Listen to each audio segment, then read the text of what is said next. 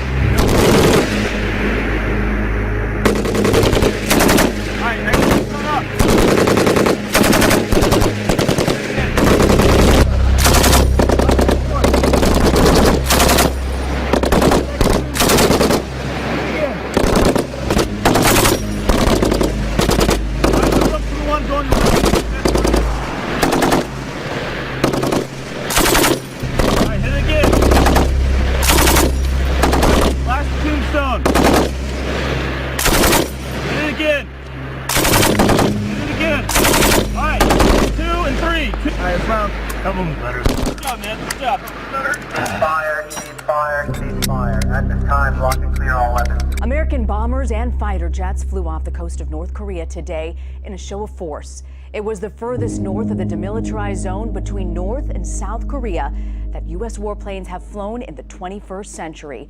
The Pentagon says that it was in response to North Korea's, quote, reckless behavior.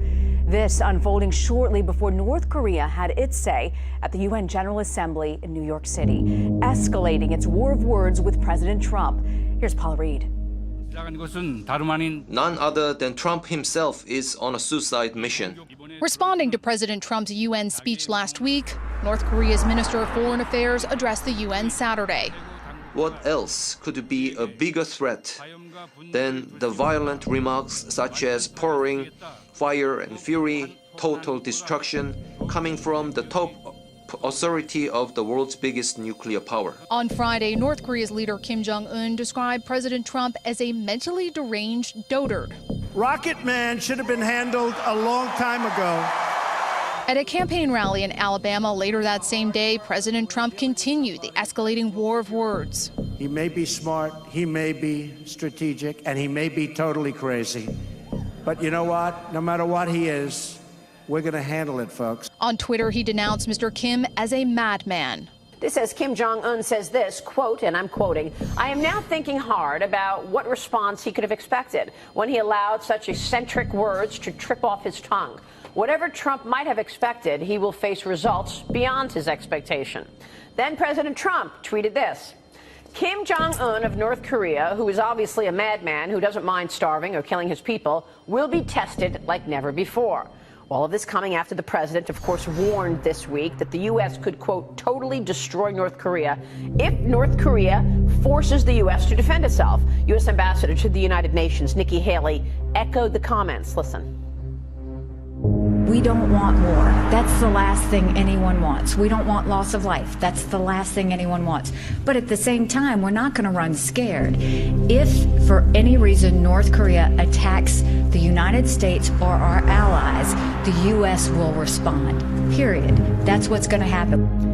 Joining us right now is the Dean of the Fletcher School at Tufts University, author of Sea Power, The History of Geopolitics of the World's Oceans, Admiral James Stavridis. Admiral, it's good to see you. Thanks so much for joining us this morning.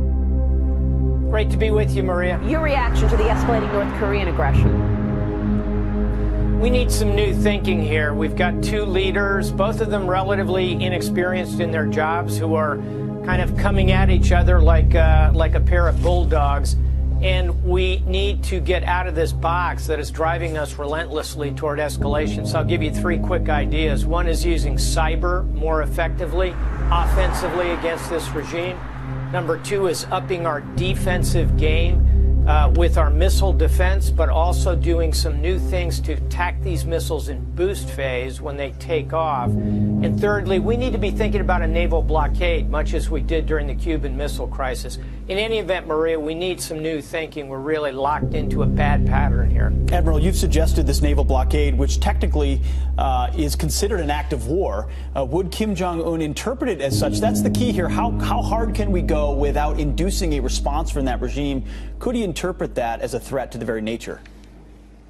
Yeah, you're exactly right. That's the delicate balance. But if you look back at the blockade against Cuba during the missile crisis, we went quite offensive on that, but we ended up, I think, in the right place. Russia opposed it. China didn't have the power to really oppose at that point. That's what we need to worry about, is not so much the North Korean response, but Russia and China.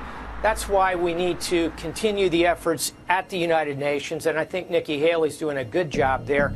You need both that soft power diplomacy, but you're going to need some hard power alongside it. A blockade is probably the right next step. North Korea has threatened to bomb America during a fiery speech at the United Nations. The rogue nation's foreign minister didn't shy away from the insults, calling US President Donald Trump a, quote, mentally deranged and evil commander-in-grief. He committed an irreversible mistake of making our rockets visit to the entire US mainland inevitable all the more. None other than Trump himself is on a suicide mission. The speech came as US fighter jets flew close to North Korea in a show of force.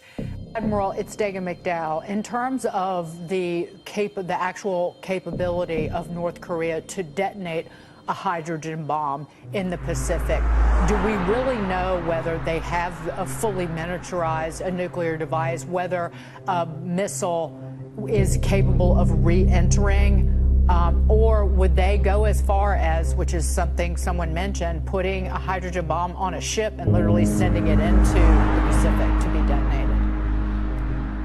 First, we should recognize that our intelligence is highly imperfect here, and our intelligence community was caught off guard by the size of the probable hydrogen bomb that they just detonated in an underground test.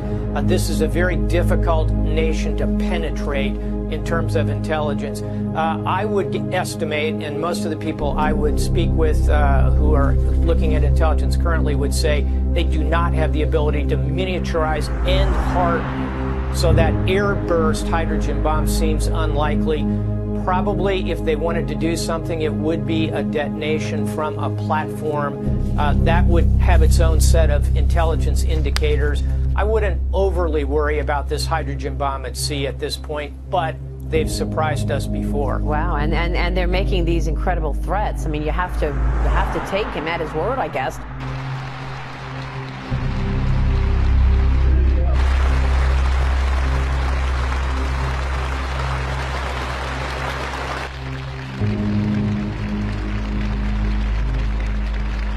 폐간에 대하여 설명해준 미국 집권자의 발언은 나를 트럼프야말로 초라에 미친 놈이며 21세기 온 세계가 공인하는 것처럼 백두의 전